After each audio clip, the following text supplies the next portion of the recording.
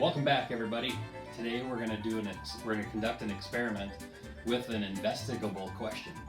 An investigable question is what, Greta? Do you know what an investigable question is? No, I don't think so. Are you sure? Because you were just telling me what an investigable question was the other day. You said something about how does your feet smell affect the mood in the room or something like that? And No, I didn't say that. You said that. And I said that. Well, anyway, somewhere along the line, we were talking about investigable questions. And I know Bacon remembers, right, Bacon? Yeah, Bacon remembers. So, Bacon, do you remember what an investigable question is? Oh, that was gross, Bacon. But anyway, I'm going to set you two down so I can talk to the kids about investigable questions, okay? Here, Greta, you take... Alright, so an investigable question is when you ask about how one thing affects another. How clouds affect your mood. How a smell might affect your mood or your day. How lighting affects your ability to get work done. Or how a camera affects the ability to put something on YouTube. But even more than that, with our environments, we can ask ourselves how water affects growth. Okay? So our investigable question today is going to involve water, but it's not just going to be water today. We're going to take these little measuring spoons. We have a full tablespoon, we have a full teaspoon, and you can see the difference. Quite a difference, actually. And then we have a half teaspoon and a quarter teaspoon. We're going to use all of these, okay? And what I'm planning on doing is figuring out how does salt affect the growth in our environments? How does salt affect the growth in our environments?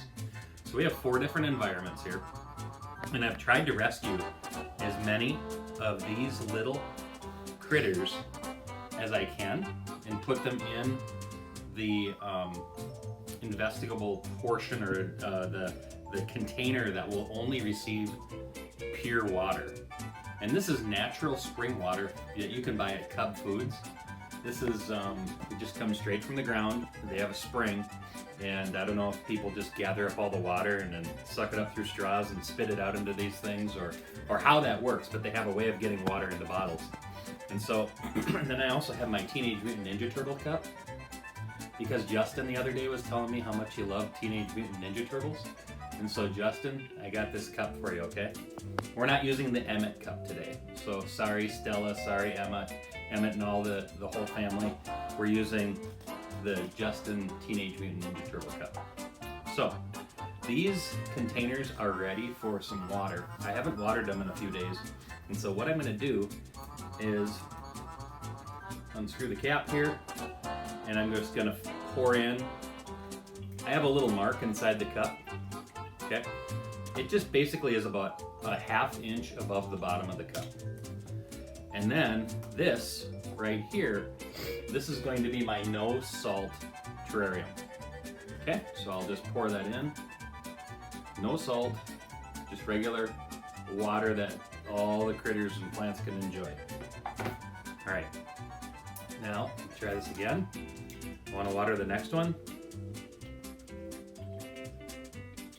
About a ½ inch. And the reason I'm doing this, you're probably saying, Mr. G, why are you even worried about salt? What are you doing with salt? Why do you care? Well, on a bigger scale, 76% of the earth is covered with ocean water, salt water. And, or I'm sorry, 71% of the globe is covered, and it's 94 or 95%, whatever my video was the other day. You probably saw it, and for whatever reason, I can't remember, and that's okay. But a lot of our water is covered with salt water, okay? And so a lot of our planet is covered with salt water, and we'll edit that part, right, Rob? But a lot of our planet is covered with salt water. And a lot of people say, well, hey, there's fires in California, or there's problems that we have all around the world where people need water. Just let them drink out of the ocean. And there are definite harmful effects to that. Or let people take water out of the ocean to be able to water their crops. Well, we're doing a mini experiment on a much smaller scale. to show you what happens when you water crops with salt water. So Rob, if you want to come closer, I'm going to show people the amount of salt I have. And I'm putting in essentially a half teaspoon right here. Just dumping it right in. I had a little bit on the top, so I'm just gonna put some back. It's not totally scientific right now. Now I have salt water, and I'm just gonna mix this up. Using my little Sharpie. I gotta stir this so that the salt dissolves. Now, in the wintertime, our roads and highway departments, they use salt to put on the roads, to melt the ice, to melt the snow, to melt all that glazed up stuff. And the salt, if you've ever looked at your roads when they start to dry out, you'll notice they have kind of like a white film on them. I'm not saying you should go and taste the road, but if you went to taste the road and you went to check out what that white film was, that's the leftover salt that is behind and on top of the road. And I don't know if you knew that, like that leftover salt that sits on your vehicle, it allows rust to take place. Alright, so I think we have most of it, Rob. Yeah, that's pretty good. Alright, here we go. I hope this works, because we could sure use a way to figure out how salt water can make life better for farmers and our quality of life. Alright, let's put in some more water. Now we have to put in, that was a half teaspoon, now we have to put in a full teaspoon. And I feel like I need to make sure I rescue a few more of these critters. I think I have, oh, there's one. Let me get that one out of there, because I don't think salt water and these critters' skins match up too well. I think you probably can imagine it'd be like a Halloween movie after a while. So, anyway, looks like I got most of them. I want to try to get all of them if I can. Nope, that's just a leaf. Okay, so we have half teaspoon. And this is the part that, if we were in school together, we would be doing this together. Or you'd be doing this. Alright, 2 half teaspoons. A half and a half. I don't know, the answer's somewhere between 0 and 2, but I have to stir it up. A lot of crunchiness in that water. It takes a while to stir this thing up.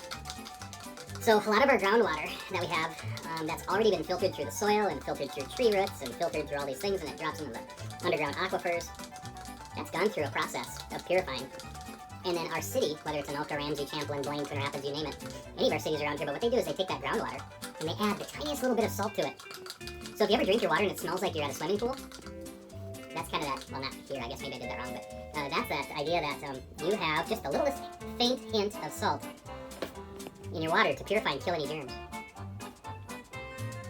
Okay, I can hear the little critters screaming right now. Ooh, I didn't mix all the salt in. There was some salt that actually came out right there. We're just going to let that sit on the grass. We're going to let the salt sit on the grass up there. It's kind of a clump. Okay? Now this one. Water poured out. What's that? Some water poured out. Oh, it poured out? Oh, don't tell me I got a hole in this. Oh no, that's not good. I'm going to have to tip it up. Alright, I'll tip it up so it's away from that spot. Alright, we do not want a hole in this. Alright, I have to rescue a few more critters. Boom. And boom. That was a 2 teaspoon one. This is the 2 teaspoon, that's right. This is the one that... Boy, this grass is really nice. I almost want this for my yard. Oh my goodness. Okay, let's pour in some water. Let's get 2 teaspoons of salt, and I have to make sure I stir this really, really well this time. So, I'm not going to use the half this time. I'm going to use the full teaspoon, and I'm going to do 2 of these, because that's what it calls for. A lot of salt. And that was what we put in there. 2nd teaspoon. Oh boy. Now I have some stirring to do. Oh, it just sounds bad, Rob. Teenage Mutant Ninja Turtles. I know you're all big fans of the Teenage Mutant Ninja Turtles. The sun just came out for a minute, Rob. Mm-hmm. That's pretty neat. You know, have you ever seen the sun out there, Robbie, and wondered when will the sun come out? No. No, you've never wondered that? No. That's too bad. You should start wondering when the sun. Because I know you like to learn. Okay, I don't really like the sun. I like clouds. I You, like you, rain you and like snow. clouds? I like rain and snow. Okay, you're unique. I won't say weird, Rob. I'll just say unique. Okay? I'm still trying to get this stuff to dissolve. Alright. Oh, here comes my dog, Luna. My dog, Luna, yesterday had surgery. On her paw. Yeah, there's your little bandage. Yep. Alright, Robbie, I'm ready to dump this. Alright. Hey, Luna. How are you, Luna? Are you gonna watch this, Luna? Okay. Don't drink it, though, 'cause it's kind of gross.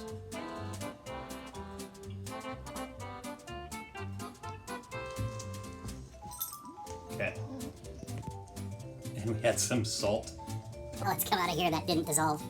Okay, so I was talking earlier about that white residue that's left behind on the roads, and that's salt. And one thing you're going to notice about salt, when you use it on the roads, is it never really goes away. It's always kind of there. And this salt, when it stays on the roads like that, it'll wash down the gutters or wash down the drains and wash down those curbing areas and right into the little areas where all that water goes down. What do they call that? Sewers? Right down into the sewers. But you know, and if you've seen the movie Finding Nemo, all drains lead to the ocean. But our drains don't lead to the ocean. Our drains in our area lead to the Mississippi River. Isn't that exciting? Or they lead to a like a water treatment facility. So that salt can go right back to the river, and we have to be careful how much we use, otherwise our freshwater river becomes more of a saltwater river. And I wonder if that affects things. Okay, right off the top. You'll notice that this has already started to, like, if you look at this freshwater one versus right here, Which is dripping. which is into the dripping. Water one. Yeah. They Oh both are no, dripping. they're both. What? Boy, this is messy, kids. If you'll notice, the container right here doesn't seem to really have an issue right now with Except how for it the looks. And when I poured the salt on this grass, the grass folded over. Are you there? The grass folded over. Like right here, it's already starting to fold over. And that's from the effects of the salt. So obviously the grass doesn't like it. So what we're going to do each day is see what the effects are. It won't be every day because these containers can't take water like that every day because they're not outside in the elements where things can evaporate. They're inside right now. But we'll be doing this about every other day. Okay? Adding a little bit of water into our Teenage Mutant Ninja Turtle cup and putting it in. And we'll notice right now that our initial container with no salt looks pretty good. This one with half, it looks okay. This one with a full teaspoon, the grass kind of laid down. And then the 2 tablespoon, you can see where the grass is also laying down there a little bit. But for the most part, it looks pretty good. And this is the area where the grass got chunky with the salt. Robbie, you wanted to hear a joke, didn't you? I know you did. Robbie, how do you get milk from an invisible, what kind of milk do you get from an invisible cow? Evaporated milk. And then, Robbie, remember when you asked me to tell you a pig joke? How did one pig send a letter to the other pig? He used a pig pen. And what do you call a sheep that's covered in chocolate? A candy bar. Anyway, this one, the grass laid down here, but still looks okay. I will see you on the next video, and I want to thank you for watching this. And Robbie, you get to clean up. Thanks.